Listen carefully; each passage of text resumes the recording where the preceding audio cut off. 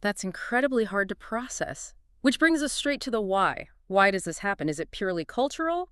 Or are there problems rooted deep within the police and legal systems themselves in these countries? That's the key question, really. And the answer is it's definitely both. It's a dual problem.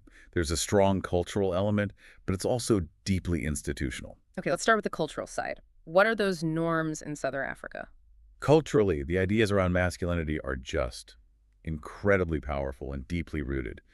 Men are expected to be the breadwinners, the protectors, strong, dominant figures. Unyielding, almost. Precisely. Unyielding. And that creates this environment where any sign of vulnerability in a man isn't just ignored, it's often openly mocked, seen as weakness. It creates a huge barrier before a man even thinks about going to the police. So that pressure to be strong basically stops men from even admitting they're being abused, let alone reporting it. Absolutely. There's just this massive, overwhelming stigma attached to men experiencing GBV. Society tells them, implicitly or explicitly, handle it yourself. Don't let a woman control you. That kind of thing. So to keep up this image of strength, many, many men just suffer in silence.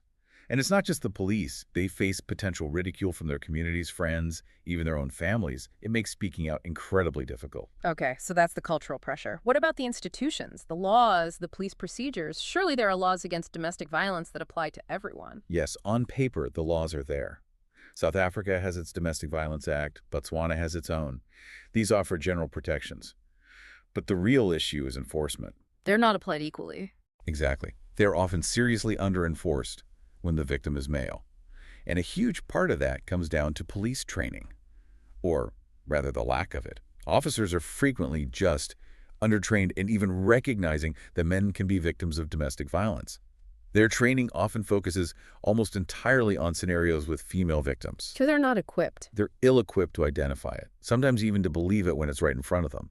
And then there's the accountability issue. What about that? There's very little, often no, real accountability for officers who mock male victims or dismiss their claims, or worse, they usually face no consequences for failing in their duty. Why not? Is there no oversight? There's often a lack of specific systemic oversight mechanisms designed to ensure gender-neutral responses in GBV cases. So bad behavior often goes unchecked. And that lack of accountability, it's a massive wall blocking justice for these men. Right, so it's this tangled mess of cultural norms, laws that aren't properly enforced, poor training, and no real consequences for police misconduct. It feels overwhelming.